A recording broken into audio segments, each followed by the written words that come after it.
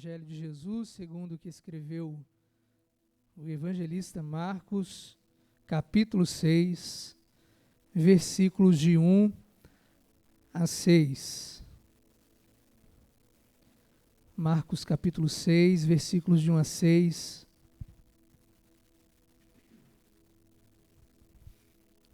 Mesmo assentados, com bastante reverência, Marcos, capítulo 6, versículos de 1 a 6.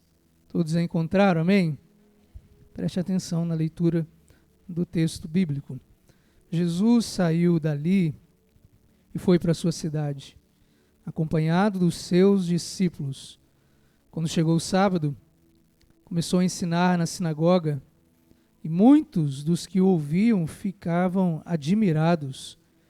De onde lhe vêm estas coisas? Perguntavam eles. Que sabedoria é essa que lhe foi dada? E esses milagres que ele faz? Não é esse o carpinteiro, filho de Maria, irmão de Tiago, José, Judas, não o que se suicidou, mas o outro, e Simão? Olha só, irmãos, Jesus tinha irmãs, hein? Não estão aqui conosco as suas irmãs? E ficavam escandalizados por causa dele. Jesus lhes disse: só em sua própria terra, entre seus parentes e em sua própria casa é que um profeta não tem honra, e não pôde fazer ali nenhum milagre, exceto impor as mãos sobre alguns doentes e curá-los. E ficou muito admirado com a incredulidade desses homens. Feche seus olhos mais um pouquinho. Senhor, obrigado por esse culto maravilhoso, Pai. Com a mesma intensidade que estivemos aqui no domingo, estamos aqui hoje. Acredito que o Senhor já recebeu a nossa adoração através da música, onde fomos ministrados por esse ministério abençoado, e agora fale conosco através da Tua palavra, nos ajude a compreendê-la e muito mais, colocá-la em prática para que tenha um poderoso efeito em nossa vida, em nome de Jesus. Amém e amém. Glória a Deus. Irmãos e irmãs, é uma palavra muito interessante hoje, preste muita atenção, não se desligue por nada. Brinquei lá no grupo da igreja, né? Você vai hoje se identificar num consultório psicológico, né? Quem já teve oportunidade de se consultar com um psicólogo vai poder identificar muitas coisas, né? Na teologia, os pastores também estudam quase 2 anos de psicologia, um pouquinho. Tem alguns livros bastante interessantes lá em casa sobre aconselhamento. Estava olhando algumas coisas, acrescentei aqui, muito interessante nesse texto. Então preste muita atenção. Para que a gente possa compreender esse texto, então, eu preciso fazer um pano de fundo e voltar um pouquinho dos capítulos anteriores para que a igreja entenda melhor o que está acontecendo nesse texto que a gente leu, o capítulo 6. Então, a gente vai precisar voltar um pouco, e aí você pode olhar na sua Bíblia, olhar na sua casa, no seu aplicativo depois, o que acontece aqui. Jesus estava vindo dos capítulos 4 e 5, gente, e ele estava voando baixo em relação aos milagres que ele tinha feito. Preste atenção, queria que você se imaginasse naquela época. Eles estavam esperando o Messias, e de repente aparece um menino que nasce da barriga da Mariazinha, do José, e até então esse menino vai crescendo, muito inteligente, todo mundo vai olhando para ele, ele tem uma estatura parecida com a nossa, ele tem a cor de pele parecida com a nossa, ele não é muito belo, naquela cultura o pessoal não era muito formoso, a Bíblia vai dizer isso, e as pessoas tinham dificuldade de reconhecer que ele era o Messias. Só que nesse começo de ministério, esse Jesus aqui, ele está voando mesmo, ele está fazendo muitos milagres. No capítulo 4, preste atenção, ele nada mais, nada menos, repreendeu o vento, né? Todo mundo conhece. E olha só que interessante, a palavra na língua grega, né? O Novo Testamento foi escrito em grego, quando Jesus fala para o vento, aquiete-se, é a palavra impeachmentes, que significa em português impeachment. Quando Jesus fala para o vento, aquiete-se, ele toma o poder do vento. E ele vai fazer isso nos próximos milagres da mesma maneira. No capítulo 5, ele repreende legiões de demônios dentro de um homem. Aqueles demônios estavam cheios de poder, ele causa um impeachment naquele demônio, dizendo, você tem que sair daí agora. Eu estou fazendo esse protesto para você chutar o pau da barraca e sair desse homem. E os demônios saem, as legiões saem daquele homem. Ele, no capítulo 5 também, ele tinha curado a enfermidade de uma mulher que estava com fluxo de sangue por 12 anos, ou seja, ao toque dela, saiu dele um poder e todos ficavam maravilhados. No mesmo capítulo 5, ele tinha repreendido, também causado um impeachment, na morte da filha de um líder farisaico chamado Jairo. Eita, o pessoal conhece de Bíblia aqui, hein? Ou seja, Jesus estava afundado, mergulhado, imerso numa popularidade sem precedentes nesse começo de ministério. Sem dúvida, Jesus estava se tornando, no discurso popular, de fato, um candidato a Messias. Tipo assim, alguns já estavam olhando e falando, esse aí é o Messias. Está difícil da gente acreditar, ele tem aparência de homem, ele não é assim, igual a gente esperava, grandão, com alguma coroa aí, mas eu acho que ele é o Messias. Porém, mesmo com esse potencial de ser Messias para o povo, mesmo com toda essa popularidade em Cafarnaum, a cidade onde ele começou a morar dos 30 anos para frente, ou até antes, 25 por aí, mesmo com toda essa fama na cidade de Cafarnaum, o tal do Jesus, irmãos, decide fazer missão, até onde eu sei, onde ele passou a sua infância e a sua adolescência. Onde? Quem responde? Nazaré. É o Nazareno, Jesus de Nazaré. Ele passou a infância dele ali, ele cresceu ali, ele jogou bolinha de gude ali, naquelas ruas sujas de Nazaré. E agora, ele quer, depois de grande, como a gente costuma dizer, fazer milagres de volta lá. Mas agora ele não era conhecido lá. Vou abrir um parênteses, quando eu comecei a estudar teologia e quando me formei, o sonho dos meus tios, do meu irmão, da minha mãe, é falar, meu filho, que bom que você pudesse voltar para a nossa igreja. Nosso sonho é ter você perto da gente, pastorear a gente.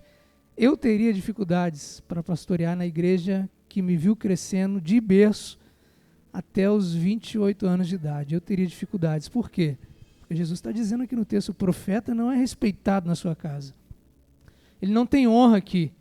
E nessa igreja eu passei muitas dificuldades, irmãos. Então Jesus aqui, ele está com essa dificuldade. Fecha parênteses, preste atenção nisso. Agora, ele não é mais conhecido.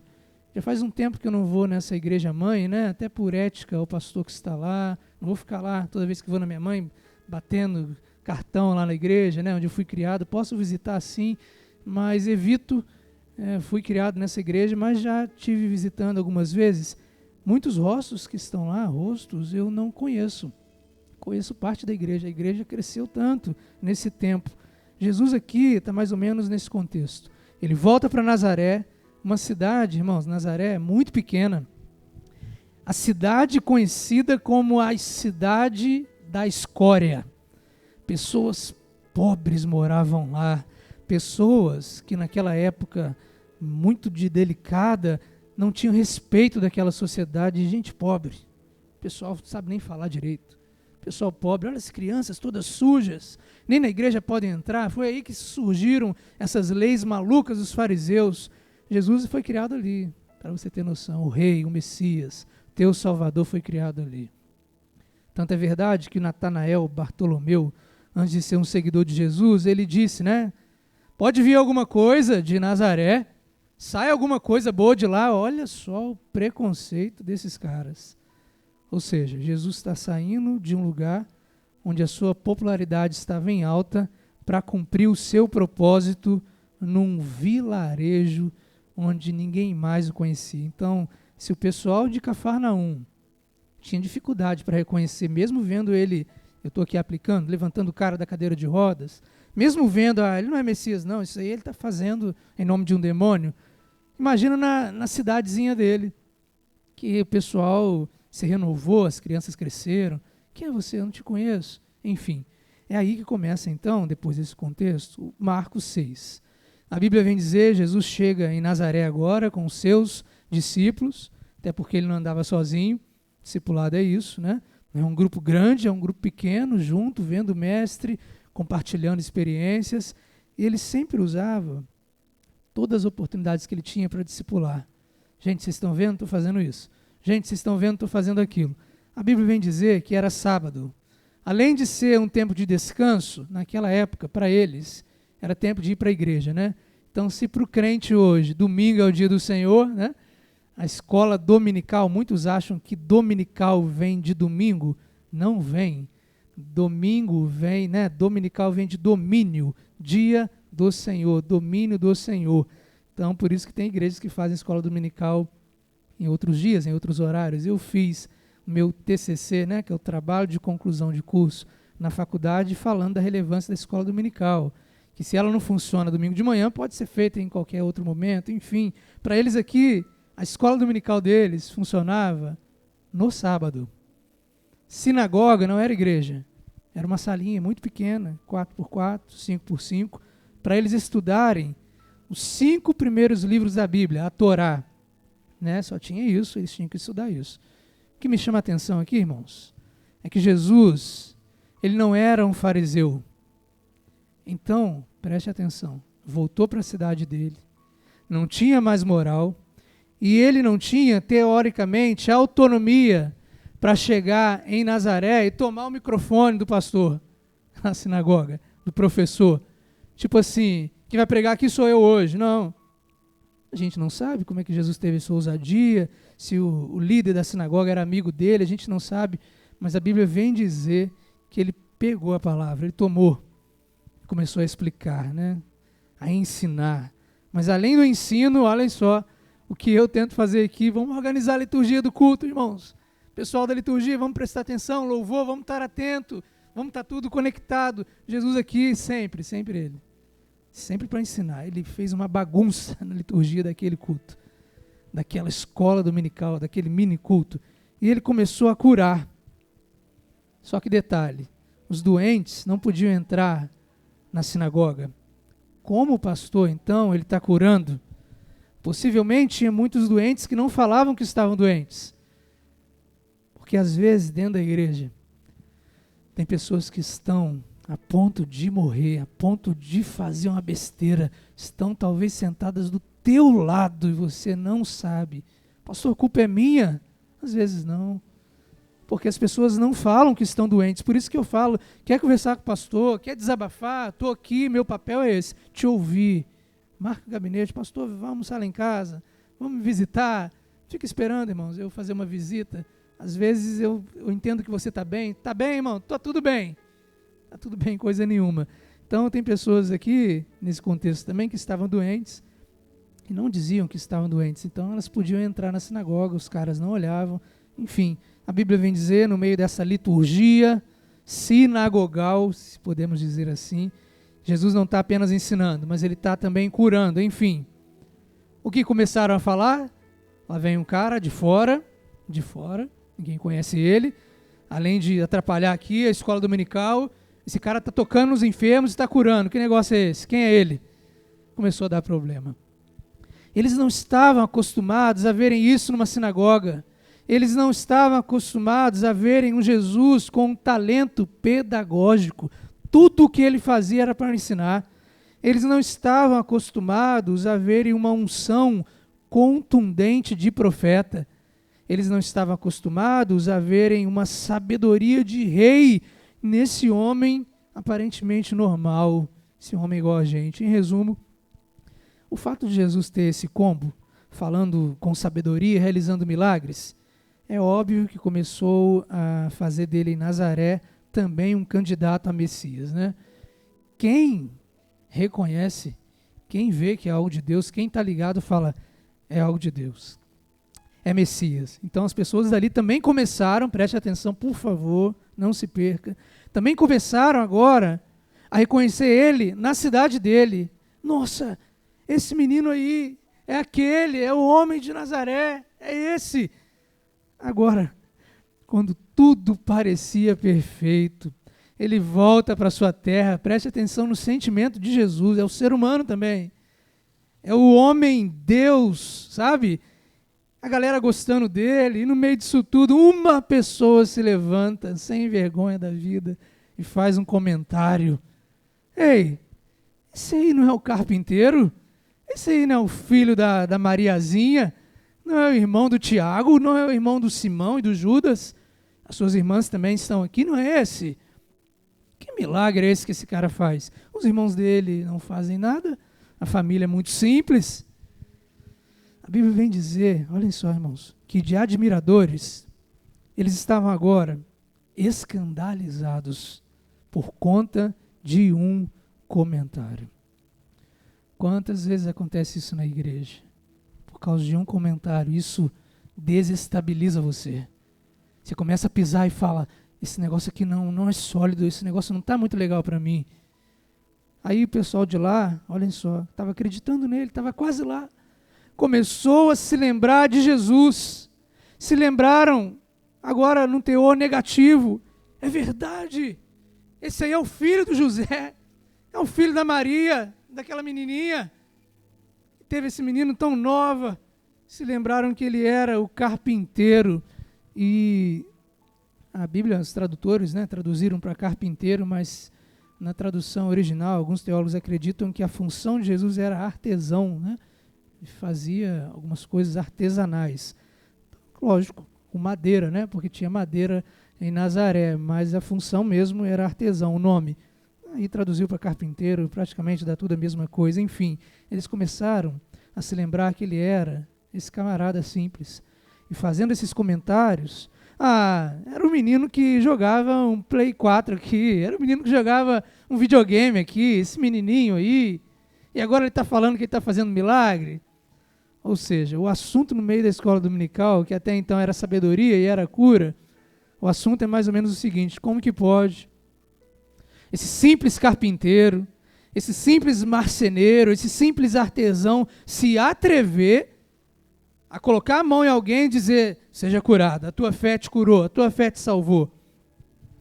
A decepção foi tanta que do estado de admirados eles ficaram escandalizados. Olhem só, estava pesquisando. A palavra escandalizado na Bíblia, sabe o que é, irmãos? Pedra de tropeço. Por isso que eu falo, eu não vou, quando alguém fizer uma besteira, seja no altar, no Ministério da Música, da dança, alguém dos ministérios aí que trabalham na igreja, eu não sou desse pastor que fala, olha, você está fora, vai ficar no banco, não vai fazer mais nada. Não, eu vou tratar, eu vou ouvir, eu vou saber se a pessoa está se arrependendo de verdade, mas se não, é tomar uma decisão dessa. Por quê? De falar assim, olha, reflete a tua vida, para um pouco. Porque escândalo causa pedra, causa tropeço para os outros que estão tentando caminhar. São pedras que são colocadas no caminho. Por favor, não queira ser essa pedra. Ou seja, esses homens estão olhando para Jesus dessa maneira, e o fato de não poderem explicar o contraste entre o humilde carpinteiro e o profeta de Deus, eles preferiram rejeitar e chamá-lo de causador de problema. Igualzinho a gente. Quando a gente olha para alguém, essa prostituta aí está cantando louvor agora. Pastor, tem uma coisa errada. Não, irmão, essa aí transformou, a vida foi transformada. Pastor, vai causar problema, A gente é assim. Quando a gente não consegue explicar, só Deus explica esse amor, como que Deus fez. Pastor, como que pode estar pregando? Esse cara cheirava pra caramba aí fora, fumava, como é que pode? Tem gente que é assim, irmão. Tem gente que tem dificuldade para aceitar quando Deus resgata, quando Deus ama, quando Deus transforma. E aí a gente, ao invés de tentar resolver a situação, procurar uma solução, a gente fala, vai causar problema. Enfim, é assim que começam as picuinhas na igreja. Jesus aqui percebeu essa espécie de bullying, com ele. Ele disse o seguinte, eu vim aqui tão feliz, com outras palavras, mas só na própria terra, entre seus parentes, na sua própria casa, que um profeta não tem honra. Eu queria que você pensasse que aqui quem está falando agora não é o Deus Jesus. Não é aquele que as pessoas olhavam e falavam, que poder, nossa, que homem. É o homem, ser humano, Jesus aqui, sentindo muita dor na terra dele, falando, poxa, não estou sendo respeitado aqui, eu não tenho valor aqui, eu não tenho honra. E ao invés de produzir mais fé no coração dos nazarenos, o fato deles se lembrarem da vida de Jesus em Nazaré produziu preconceito. Tem um teólogo chamado, se não me engano, William Barclay, né? Que disse uma frase interessante, olha só. Nada é mais perigoso para a alma do que se acostumar com o sagrado. Por isso que eu falo, respeite a inteligência de Deus. O fato de estarmos muito próximos de alguém importante faz com que percamos a noção da sua grandeza. O fato de você estar muito perto de alguém muito importante faz com que você perca a noção de quem você está perto. Eles perderam a noção de quem estava lá. A Bíblia vem dizer que Jesus não pôde fazer nenhum milagre ali, exceto, tipo assim, alguém vem e fala assim, eu vou fazer alguma coisa por mim. Aí tipo assim, eu não posso fazer, tocou no cara, já foi. Já curou, exceto impor as mãos sobre alguns doentes e curá-los. Mas não intencionalmente, eu vou curar você, eu quero fazer. As pessoas vinham até ele, esbarravam nele. Não ache você que somente a mulher do fluxo de sangue tocou na roupa dele, não. Mais pessoas tocavam aqui. Mais pessoas tiveram isso. A Bíblia narra ela, porque ela ficou, muito famosa a respeito desse fato. Jesus aqui, depois dessa situação toda, depois de agora não ser respeitado, olhem só o que a Bíblia vem dizer, está aí que a gente leu. Ele ficou admirado. Substitui essa palavra admirado por assustado. Substitui assustado por decepcionado. Substitui decepcionado por frustrado. Frustrado pela incredulidade deles. Como que pode?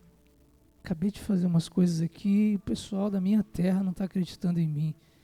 Jesus ficou extremamente chateado. Seu sentimento era de dor. Olhem só.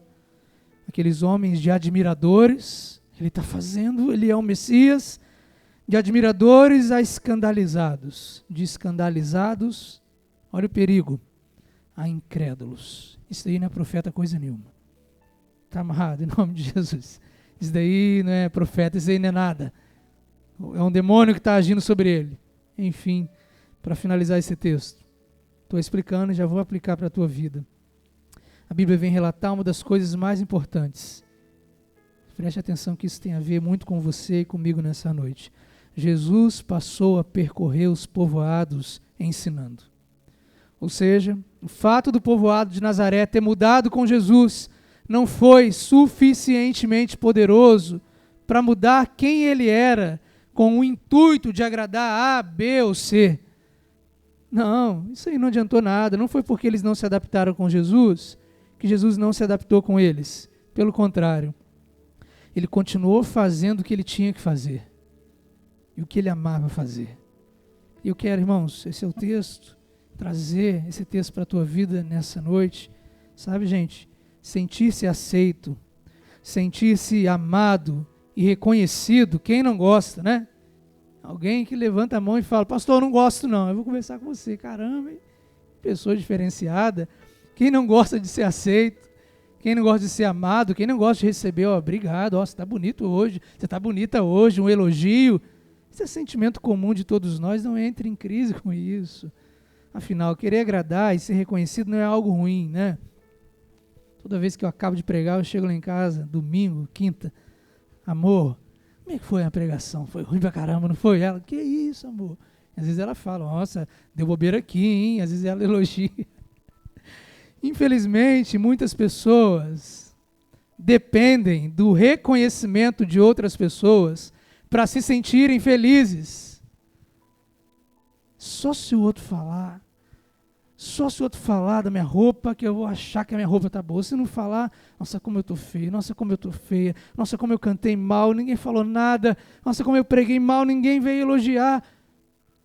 Infelizmente, muitas pessoas, para alcançarem o bem-estar, seja espiritual, emocional, físico e até mesmo ministerial, precisam do reconhecimento de alguém. E aí eu entro um pouquinho nessa linha da psicologia. Podemos dizer que é nesse momento que se cruza uma linha imaginária, onde muitos psicólogos, olha só, chamam isso de dependência emocional. A ponto dessa pessoa fazer do outro seu senhor. E aí, tá legal? Tá ou não tá? Ela não tem a capacidade de olhar no espelho e falar, tô legal, poxa, tá legal. Poxa, acho que eu fiz um negócio bem feito, poxa, eu acho que eu dei o meu melhor. Não, o outro tem que falar, ficou bom ou não ficou? Não, não ficou bom, não ficou. Faz do outro o seu Senhor e começa a carregar. O tema de hoje é esse. Que você possa aliviar as tuas bagagens nessa noite, tirar o peso das tuas costas, tirar o peso das mochilas que você vem carregando, e começam a carregar uma mochila mais pesada que ela mesma. Eu lembro, irmãos, do tempo de escola, caramba, cheio de livro pesado, subia lá em casa um morrinho assim, andava arqueado assim, falei, caramba, cheio de livro que os professores mandam. Muitos de nós estamos carregando essas mochilas pesadas. Já não estamos nem arqueados, mas a gente está quase rastejando de tanto peso. Ou seja, a pessoa sente medo de ser rejeitada, a pessoa sente medo de ser criticada. Eu que sou pastor, tenho que tomar muito cuidado com esse microfone na mão. Qualquer coisa que eu falar, dependendo, paf, ativou um gatilho em alguém, pronto, lascou. Tem que ter um jogo de cintura muito grande, tem que pensar muito o que vai falar, enfim, mas ao mesmo tempo eu tenho que saber equilibrar, eu tenho que falar. É disso que eu estou falando, falo de mim também. Quantas pessoas têm medo de expressar a sua opinião? Quantas pessoas têm medo de contrariar outras pessoas e por aí vai? Resultado de viver essa dependência emocional para satisfazer o outro. Quem conhece? Nunca diz não para ninguém. Sempre sim. Sim, Senhor. Pode fazer. Resultado. Não estou aguentando mais. Se você não souber dizer não para os outros, se eu, como pastor, não souber dizer não para alguns de vocês, para a igreja, se os líderes que estão aqui não souberem dizer não, você vai ficar sufocado. Quantos têm medo de dizer não? Por isso estão vivendo com esse peso nas costas. Quantos deixam seus desejos de lado? Agradar o outro. O que você pensa? Não, é o outro. É o outro. A você onde que vai? É o outro. Vai se anulando. Quantos não demonstram educadamente emoções quando não gosta de algo? Eu aprendi isso na minha vida, irmãos. Também tinha dificuldade. Queria agradar todo mundo. Queria abraçar o mundo. Não, tem que agradar, não. Tem que ver todo mundo bem. Chega um momento que eu falo, não vai dar. Não, hoje não. Não concordo. Paguei um preço alto, já falei para vocês, no meio de um concílio na igreja, na avaliação do pastor, um monte de coisa errada. Aí 3 falaram, vamos levantar. Você vai, Jonas? Eu falei, vou também. Então vamos. Quem concorda? Todo mundo, quem discorda? Eu, pá. E você também.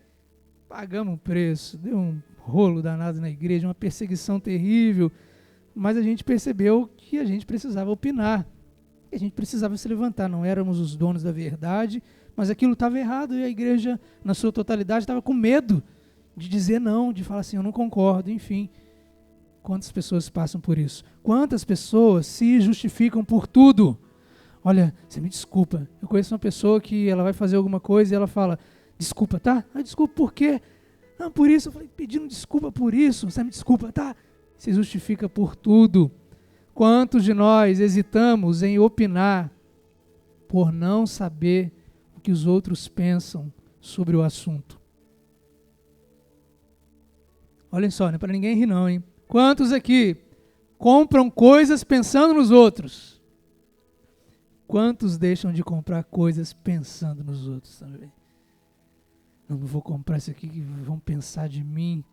Se eu botar uma pulseira aqui no braço, um pastor hippie agora usando pulseira. Que negócio, eu gosto pra caramba, irmão, de usar pulseira, cordão. Cresci assim, não mudei meu estilo não. Lógico, dependendo da formalidade, né? Imagina, Felipe, seu casamento tá de terno, um cordãozão aqui, não combina. Tem que ter esse senso, enfim, mas gosto. E eu tinha dificuldade com isso, entendeu? Quando eu estava em São Paulo, né, eu pastoreei, auxiliei essa igreja com uma linha muito tradicional. Não muito, mas tinha essa linha tradicional. E o pastor titular falava, Jonas, combinava comigo, Santa Ceia, vamos vir de terno. Culto da manhã, 10 da manhã, de terno, vamos de terno. Eu, meu Deus do céu, tá amarrado de terno, lá de terno não, 10 da manhã, irmãos. Igual, sei lá o que, um vovô de manhã. Eu falei, que é isso? Cara jovem de terno. Brincadeira. Eu gosto de terno pra caramba, mas eu aprendi isso na minha vida. E depois eu falei, não, agora eu sou pastor titular, agora que eu vou ditar o negócio aqui. Agora a igreja vai ter que me reconhecer do jeito que eu sou. É lógico, irmãos. Tem pessoas que já falaram, pastor, Coloca um terno, pastor. A igreja gosta de ver o pastor, tem cara de terno. Misericórdia, tem nada a ver. Pastor, tênis, pastor. É sério, quantas igrejas sofrem com isso, quantos pastores, se não forem bem resolvidos, sofrem com isso. Enfim. E essas pessoas aqui, nós que eu citei aqui, têm a incapacidade, a dificuldade, olha só, em tomar decisões sem antes consultar a opinião dos outros. Não levante sua mão, quem aqui é assim? Vou tomar uma decisão. É lógico, é importante. Camila, o que você acha, amor? Opa, sempre falo com ela. Mas tem coisas que ela vai falar, amor, você já resolveu isso? Já decidi. Nem falo com ela, sou eu. Eu sou o pastor, sou eu que decido. Tem coisas que eu vou falar com ela. Tem coisa que você, marido, vai ter que falar. Vai ter que decidir, sou eu. Tem coisa que a mulher vai falar, eu decidi, é assim. Eu não vou comprar lanche hoje não vou comer arroz, feijão. É assim. Quantas pessoas têm a dificuldade em tomar decisões, repito, sem antes consultar a opinião dos outros? Uma vida de equilíbrio, por favor. A pessoa se vê totalmente amedrontada, totalmente pesada, perdendo assim o quê? A sua identidade na aprovação alheia. O que vão pensar?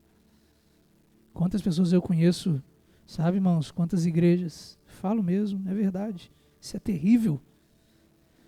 Donos de igreja. Não é o pastor que lidera, não são os líderes, são os donos. É o irmão que dá o dízimo mais alto. Está pensando o quê, pastor? Meu dízimo é mais alto.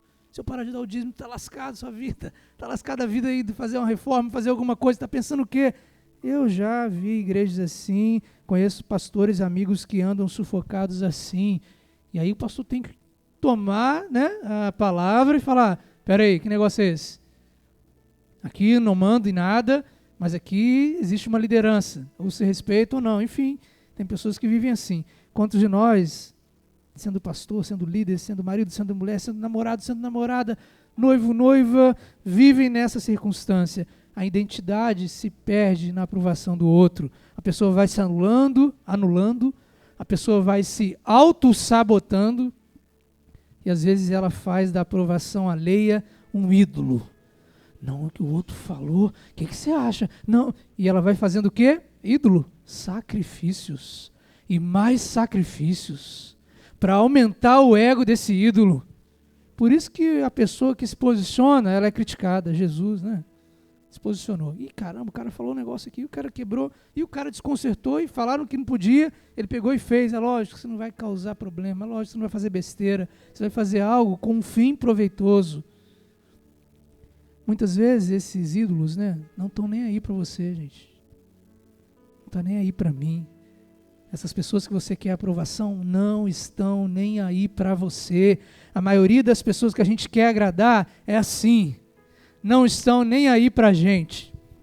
Minha esposa está aqui. Quantas vezes eu chorei decepcionado de fazer e alguém falar, nossa, o que eu fizeram aqui? Negócio feio, mal feito.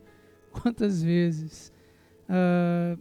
Quando eu estava descobrindo o chamado, o ministério, já tinha descoberto uma mulher da igreja, eu fui comprar algo na loja que ela tinha, uma papelaria, e ela disse assim, desse jeito para mim, está indo estudar para ser pastor, né, Jonas? Eu falei, tô. Ela falou, que legal, mas você tem certeza mesmo que isso é para você? Eu falei, eu tenho.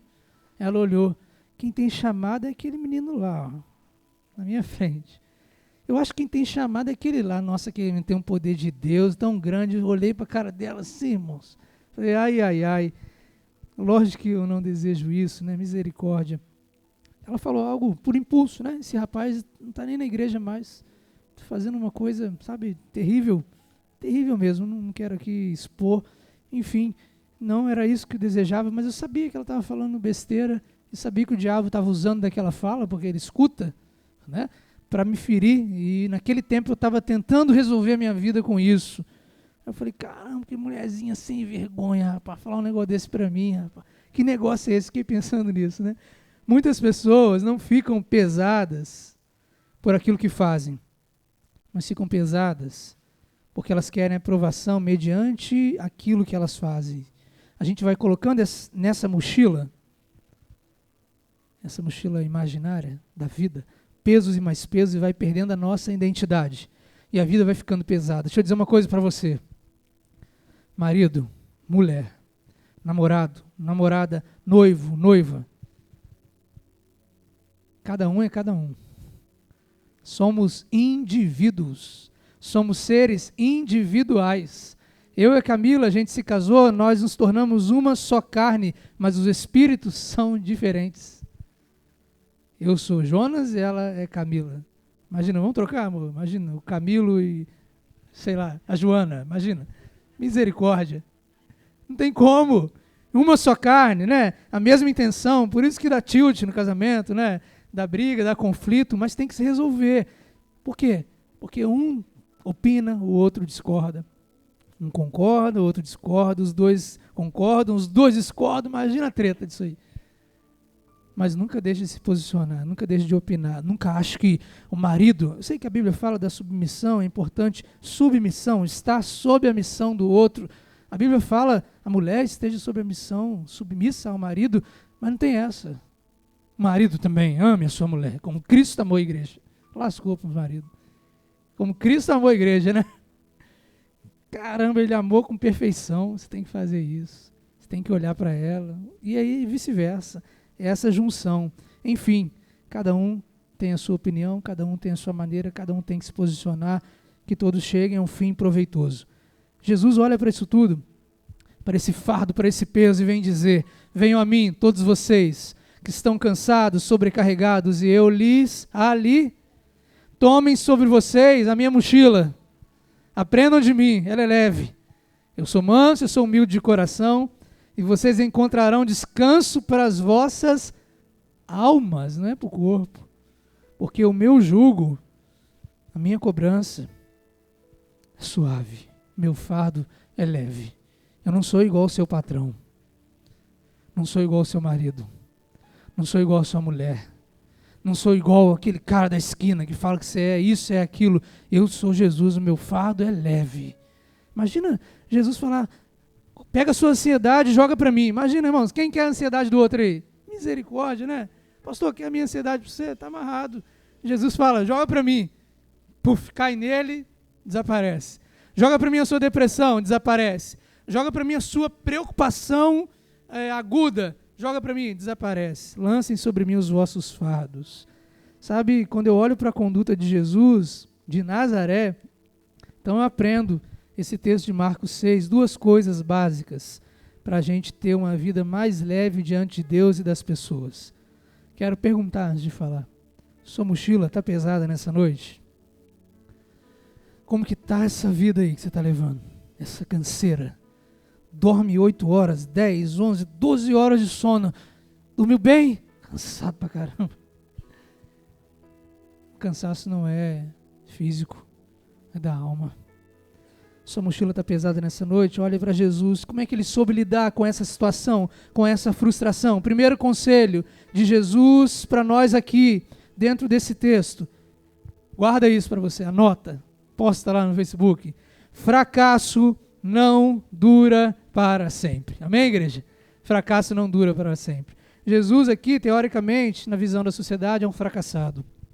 Para quem olha de fora, o fracasso em ver os nazarenos não se abrindo ao seu propósito messiânico não fez com que Jesus entrasse, né? Com que Jesus, na verdade, enterrasse o seu projeto em Nazaré. Estou falando para você de algo que eu vivi na minha vida. Parece que eu estou sendo prolixo, né? Repetitivo. Não, eu estou voltando porque eu estou lembrando. Já tive situações nessa fase que eu me posicionei na igreja, de algo que estava muito errado mesmo.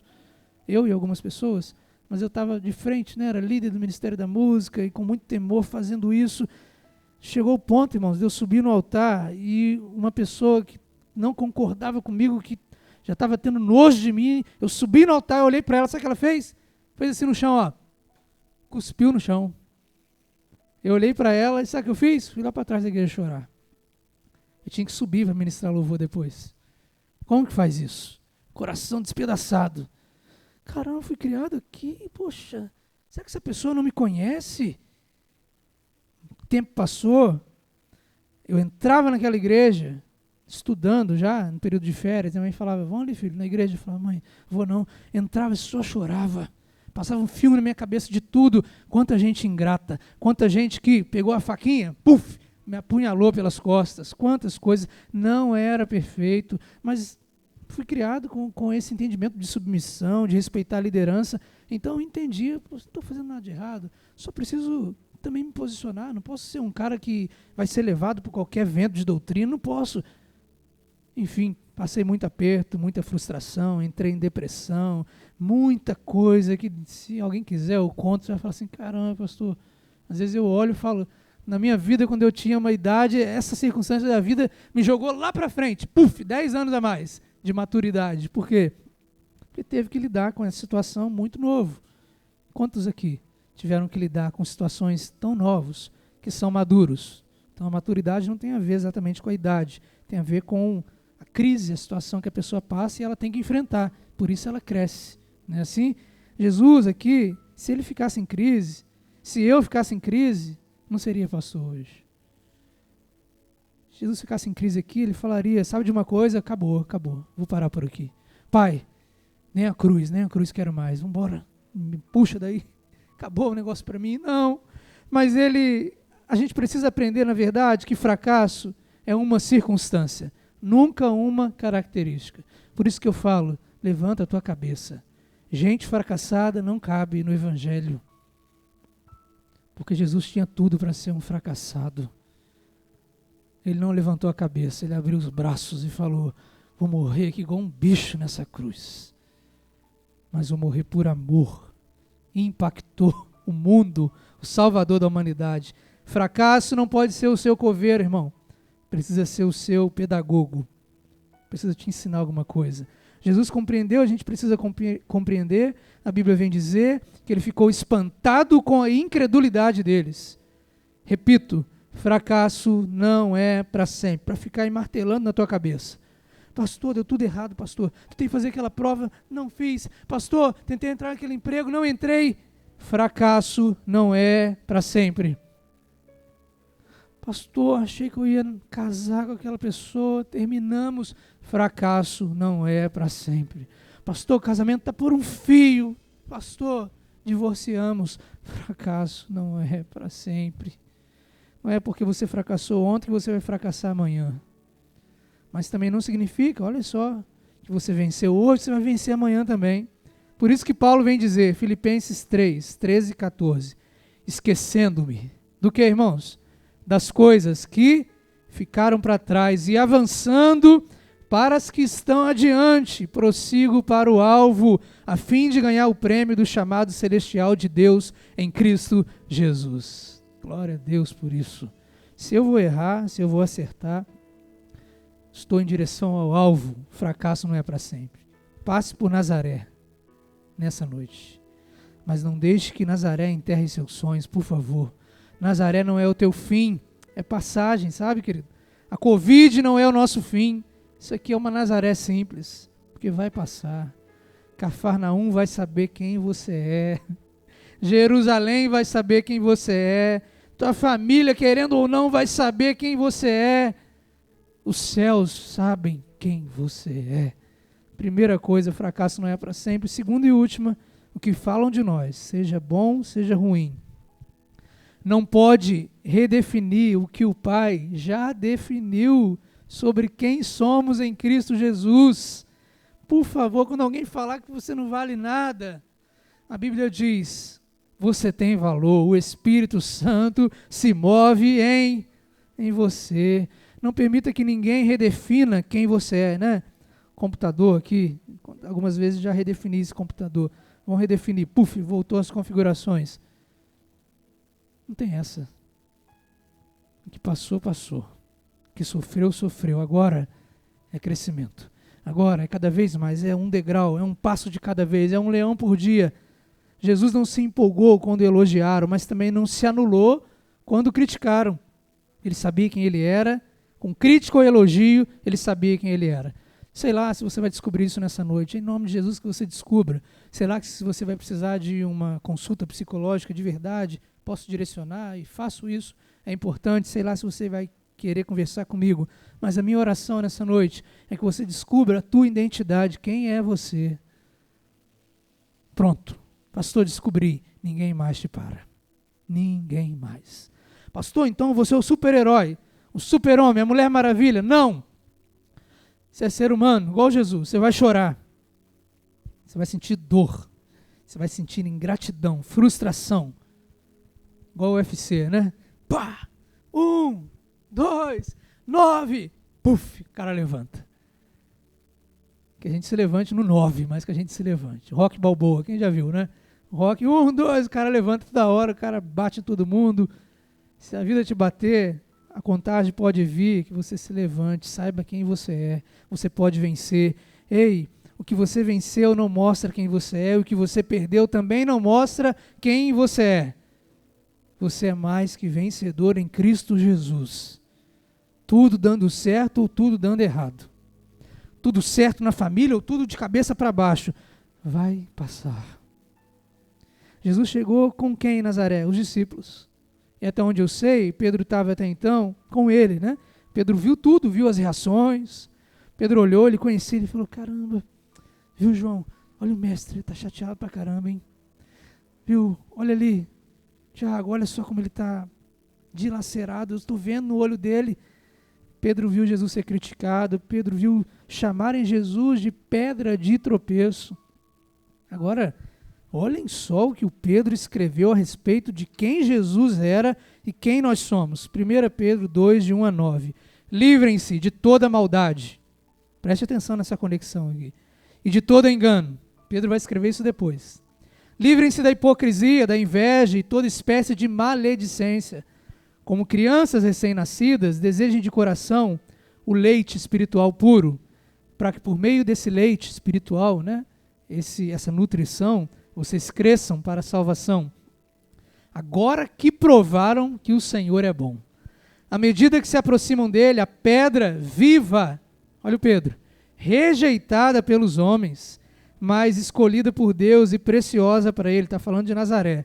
Vocês também estão sendo utilizados como pedras vivas na edificação de uma casa espiritual para serem sacerdócio santo, oferecendo sacrifícios espirituais aceitáveis a Deus, por meio de Jesus Cristo. Porque assim é dito na Escritura, eis que coloca em Sião uma pedra angular, escolhida e preciosa por Deus.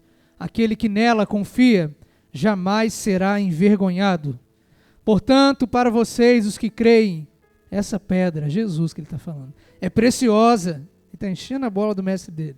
Mas para os que não creem, a pedra que os construtores rejeitaram tornou-se a pedra angular, e pedra de tropeço e rocha que faz cair. Os que não creem tropeçam, porque desobedecem à mensagem para o qual foram destinados. Querido, Pedro vai terminar, olha só. Nós não somos o que nos elogiam. Não somos o que nos criticam. Sabe quem somos? Pedro termina. Somos geração eleita, sacerdócio real, nação santa, povo exclusivo de Deus, para anunciar as grandezas daquele que o chamou das trevas para a sua maravilhosa luz. Você é esse. Você é essa. Que Deus olhou no meio de sei lá quantos bilhões de pessoas, meio que te pegou com uma pinça e falou assim, eu te escolhi. Com todas as tuas imperfeições, eu te amo. Eu amo tua família. Eu amo teu casamento. Eu amo teu relacionamento. Eu amo teus sonhos, teus projetos. Eu amo você. O que eu tiver que ajustar, eu vou ajustar. Termino literalmente, você não é a tua crítica. Cara, se eu não fosse me resolvido hoje, meu Deus, cara, quanta crítica, você não é o teu elogio também. Tem gente que é elogiado e fala, eu sou isso mesmo, né? Caramba, olha como que eu sou bonito, caramba, olha como que eu sei falar, olha como que eu sei cantar. Às vezes o elogio não é verdadeiro. Sabe quem você é? Filho, filha, você é dele, você é amado por ele. Nessa noite a palavra é essa, alivia a tua bagagem. Seja o protagonista da sua história junto com ele. Você vai ser rejeitado? Vai. Olha o segredo. O que você precisa é não ter medo de ser rejeitado. Você vai ser criticado? Vai ou não vai? Vou, pastor. Não tenha medo de ser criticado. Nós seremos criticados por expressar as nossas opiniões. Eu não posso ter medo de ouvir essa crítica. Para de ficar na dependência, por favor. Para de ficar achando que tudo você deve para os outros. Não. Que se lasque, irmãos, que pensa sobre você. Deixa para lá, pelo amor de Deus. Para de ficar achando que as vozes têm poder de dirigir quem você é.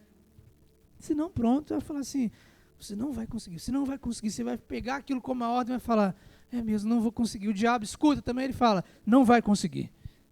Agora, se você pegar essas vozes e falar, vou sim, eu discordo, eu vou conseguir, então você vai ser quem Jesus te chamou para ser, mais que vencedor nele mesmo. Fracasso não é destino, fracasso é uma passagem, é uma circunstância. Não permita que os traumas de Nazaré venham fazer você parar em Cafarnaum.